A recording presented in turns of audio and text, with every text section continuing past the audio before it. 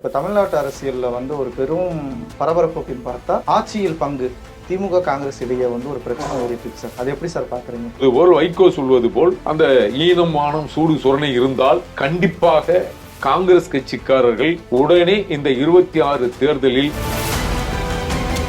கூட்டணி உடையக்கூடாதுன்னு முதலமைச்சர் ஸ்டாலின் நினைக்கிறாரா சார்? தமிழக மக்களுக்கு அல்வா கொடுப்பதிலே திருமதி கனிமொழி அவர்களுக்கு அல்வா மொழி அப்படின்னு ஒரு விருது கூட கொடுக்கலாம்ன்றதுதான் என்னுடைய கருத்து. காங்கிரஸில் நிற்பதற்கு வேட்பாளரே இல்லை அப்படின்ற மாதிரி விரட்டுவது போல் விரட்டி தன்னுடைய கூட்டணியில் தக்க வைத்துக் கொள்வதற்காக அந்த மாதிரியான கேள்விகளை அவர்கள் எழுப்புகிறார். கூட்டணியை நம்பிய பயணிக்கப்பட்ட திமுக அவர்களை வெளியே அனுப்பிவிட்டால் 26 ஆட்சியை விட்டு போவது என்பது உண்மை. இங்கு 2 இடத்துல தினமணல் கணக்கெடுப்பில் அஇஅதிமுக பெருவாரியான வெற்றி பெறுவதற்கு உண்டான வாய்ப்பு அதிகமாக இருக்கு என்று தினமலர் எழுதியிருக்கு. தனியார் நிறுவனங்கள் இங்கு ஆட்சி மாற்றம் வருவதற்கு உண்டான சாத்தியம் இருக்கிறது, அதிமுக வெற்றி பெறுவதற்கு உண்டான வாய்ப்பு அதிகமாக இருக்கிறது என்று சொல்லப்படுது. கம்யூனிஸ்டுக்காரர்கள் இப்படி அட்டுழியங்கள் நடக்கின்ற பொழுது கூட வாய் மூடி மௌனிகளாக இன்றைக்கு சிகப்பு கொடியை வைத்திருக்கிறார்களே தவிர அவர்களுக்கு ஈர இரக்கம் ஒன்றுமே இல்லை. மத்திய அரசு ஒதுக்கிய 16,000 கோடி ரூபாயை முழுமையாக செலவிடப்படாமல் 10,000 கோடி பணத்தை இந்த அரசு பட்டியல் சமூக மக்களுக்கு செலவிடப்படாமல் திருப்பி அனுப்பியிருக்கு. நாளைமதினர்களுக்கு வணக்கம். தமிழர் சேனை கட்சி தலைவர் எரிமலை ராமச்சந்திரன் இருக்கிறார். வணக்கம் சார். சார் வணக்கம் சார். எப்படி சார் இருக்கீங்க? நலமா இருக்கேன் சார். இப்போ தமிழ்நாட்டு அரசியலில் ஒரு பெரும் பரபரப்பு அப்படின்னு பார்த்தா ஆட்சியில் பங்கு திமுக காங்கிரஸ் இடையே ஒரு பிரச்சனை ஓடிட்டு இருக்கு சார். அது எப்படி சார் பாக்குறீங்க? இல்லை, முறையா இந்த கூட்டணி என்பதே பொருந்தாத கூட்டணி.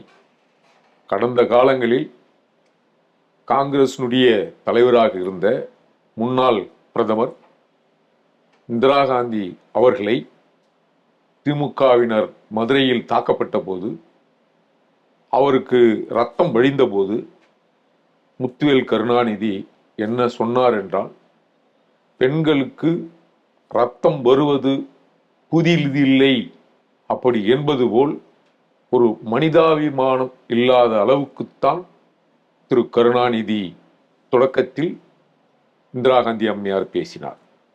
அப்படி என்றால் காங்கிரசினுடைய தலைவராகவும் பிரதமராகவும் இருந்த ஒரு பெண் என்று கூட பாராமல் அந்த அளவுக்கு அசிங்கப்படுத்தி இழிவுபடுத்திய பேசிய இவர்களோடு இந்த கூட்டணி என்பது பொருந்தா கூட்டணி என்பது மட்டுமல்ல.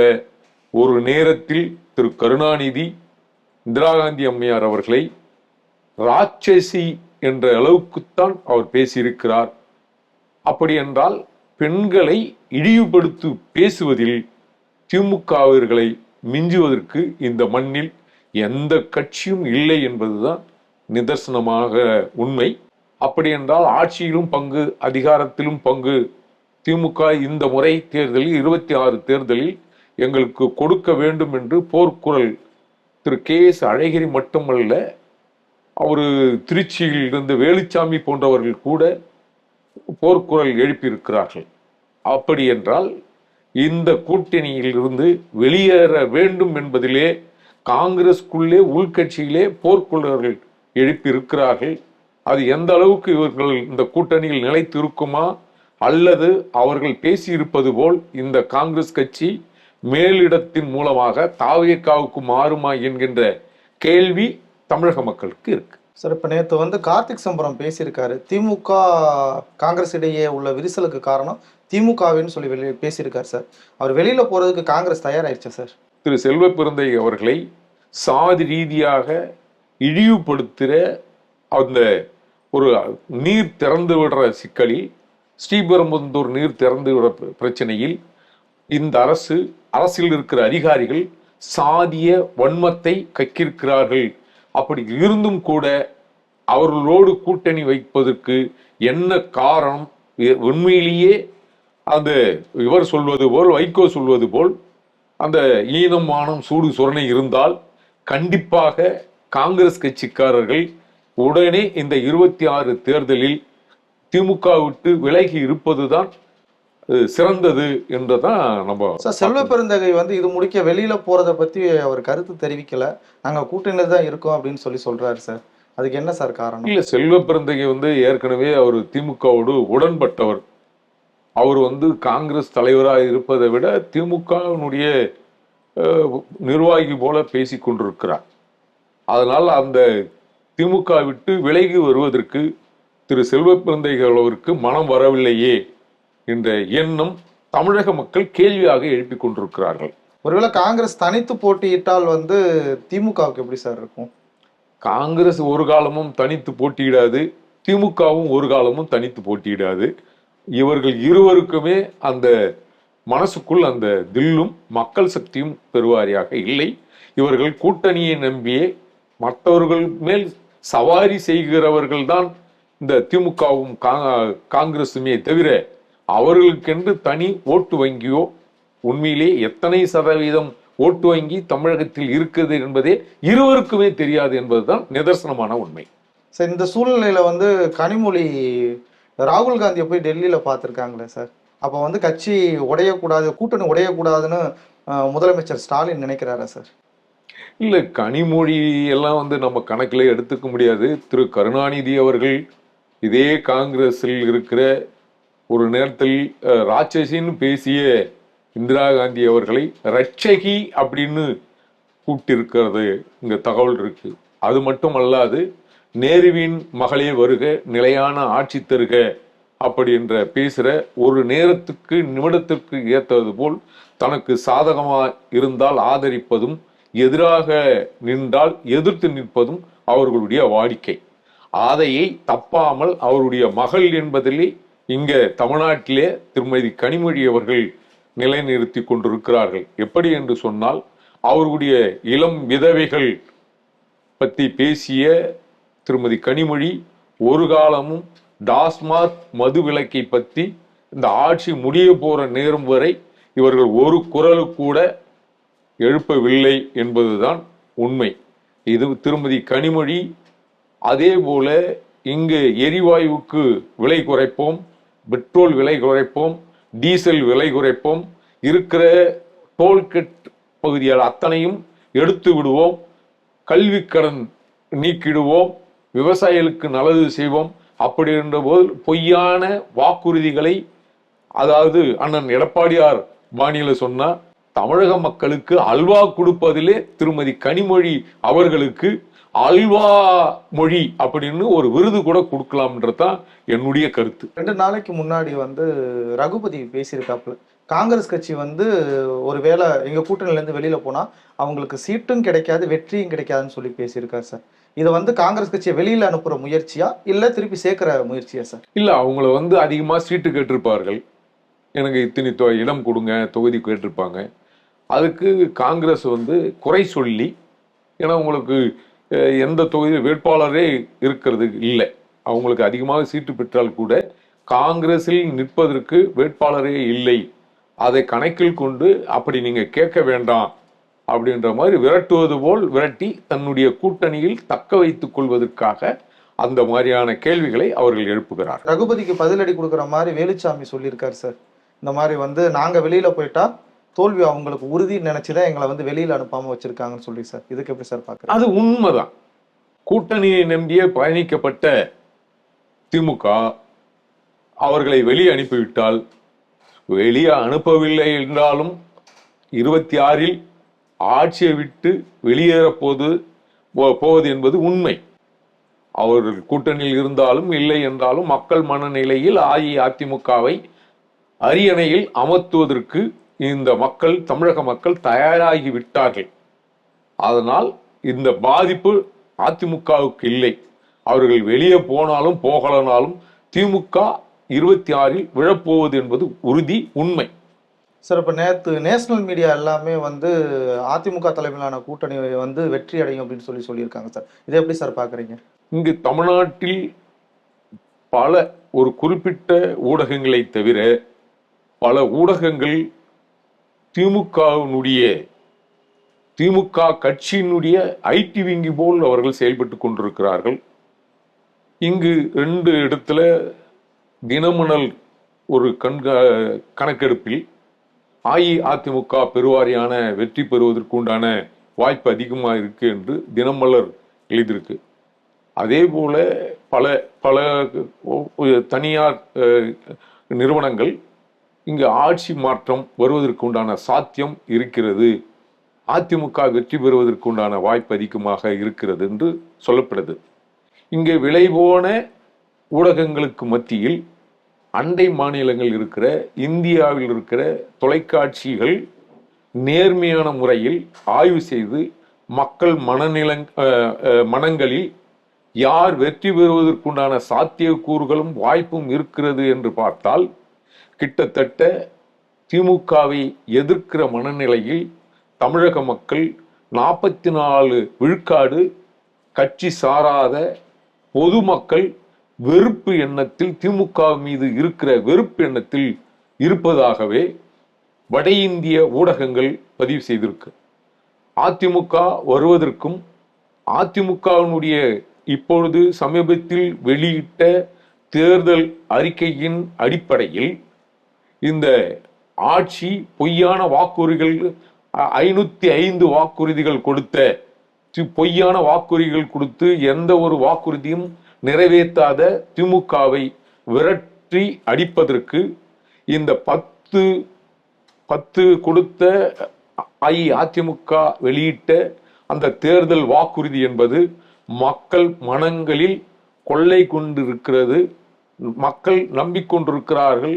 அஇஅதிமுக எந்த காலத்திலும் சொல்வதைத்தான் செய்யும், செய்வதைத்தான் சொல்லும் என்ற மனநிலையில் இருக்கிற அஇஅதிமுக ஒன்று சொன்னால் நிச்சயமாக எந்த ரூபத்திலேயாவது செய்து முடிப்பார்கள். திமுக போல் பொய்யான வாக்குறுதிகள் அதிமுக எந்த காலத்திலும் கொடுக்க மாட்டார்கள் என்று அந்த வாக்குறுதிகளை 2 கட்ட வாக்குறுதிகளை மக்கள் மனங்களில் நிலையாக நிறுத்தியிருக்கிறார்கள் என்பதுதான் உண்மை. அதிமுக சார்பாக வெளியிட்ட வாக்குறுதிகள் வந்து எங்கள்கிட்ட இருந்து காப்பி பண்ணி சொல்றாங்க அப்படின்னு சொல்லிட்டு அமைச்சர் ரகுபதி சொல்லியிருக்காரு சார். அவர் அதிமுகல இருந்து போனவர், அதனால அப்படி சொல்லுவாருங்க. ரகுபதி அதிமுகல தானே இருந்தாரு. எங்கள் அப்படின்னா 1000 ரூபாய்க்கு நாங்க பெண்களுக்கு கொடுக்குறோம், அவர் 2000 கொடுக்குறாரு. நாங்க வந்து பெண்களுக்கு இலவச பேருந்து கொடுக்குறோம், ஆனா அதையே அவர் ஆண்களுக்குன்னு சொல்றாரு. இது எதுவுமே செயல்படுத்த மாட்டாருன்னு புதுக்கோட்டையில பேசியிருக்காரு. இல்ல, அவருக்கு வந்துங்க அஇஅதிமுக வளர்த்து விட்ட வளர்த்த கடா மாறில் பாய்வதுக்கு நீங்க கேள்விப்பட்டிருப்பீங்க. இவர்கள் பெண்களையும் ஆண்களையும் சமமாக பாவிக்காமல் பெண்களுக்கு இலவச பேருந்து என்ற பேரில் ஓட்ட உடைச்சல் பேருந்தை கொடுத்தது மட்டுமல்ல, அந்த ஏரிய பயணித்த பெண்களை ஓசி பஸ் தானே என்று இழிவுபடுத்திய திமுகவினர் மத்தியில் ஆண்களும் பெண்களும் சமம்தான், பெண்கள் போவது போல் ஆண்களும் இலவசமாக பயணிக்கலாம் என்கின்ற சமத்துவ கருத்தாக அண்ணன் எடப்பாடியார் அந்த பெண்களும் ஆண்களும் பேருந்தில் இலவச பயணிக்கலாம் என்றதை அவர் அழகாக சொல்லியிருக்கிறார். அப்போ இங்க சமத்துவமும் ஜனநாயகமும் கூடியிருக்கே தவிர ஆண்கள் வேறு பெண்கள் வேறு என்ற பிரித்து பார்க்கிற மனநிலை திமுகவுக்கு இருக்குமே தவிர அதிமுகவுக்கு இருக்காது. இப்ப அதிமுக வலுவான கூட்டணி அமைச்சிருச்சு சார். திமுக இன்னும் அந்த கூட்டணி பேச்சுவார்த்தையே என்ன எடுக்கல சார். தோல்வி பயம்தான் காரணமா? இல்லையா, எல்லாருக்குமே ஒரு அச்சம் இருக்கு. விசிக என்ன சொல்லுது, பாமக மருத்துவர் அன்பு ராமதாஸ் தலைமையில் வந்தால் நாங்க வெளியேறிடுவோம் அப்படின்னு அவர் ஒரு பக்கம் போர்க்குடியை உயர்த்திருக்கிறார். இங்கு இருக்கிற கம்யூனிஸ்டுகள் பொதுவான பொது உடைமை சித்தாந்தத்தை மறந்து பல 5 ஆண்டுகள் ஆச்சு. தமிழ்நாட்டில் இந்த 5 ஆண்டுகளில் 17,500 கொலைகள் நடந்திருக்கு. அதே போல பெண்கள், இளம் குழந்தைகள், அந்த மாதிரி அதுல கிட்டத்தட்ட 7,000 கற்பழிப்பு புகார்கள் வந்திருக்கு. அப்படி இதற்கெல்லாம் இந்த கம்யூனிஸ்டுக்காரர்கள் எந்த இடத்தில் இந்த மக்கள் பிரச்சனைக்காக குரல் கொடுத்து போராட்டமோ அல்லது ஆர்ப்பாட்டமோ செய்திருக்கிறார்கள் இருக்கலாம் என்ற கேள்வி இங்கு இருக்கு. ஏன் செய்யவில்லை என்றால், அதே கம்யூனிஸ்ட் ஒரு தோழர் பேசியிருக்கிறார், ஒரு தலைவர் பேசியிருக்கிறார், எங்களுக்கு தேர்தல் செலவுக்காக திமுக வங்கி கணக்கில் எங்களுக்கு பணம் அளித்திருக்கிறது அப்படி என்று வெளிப்படையாக சொல்லியிருக்கிறார்.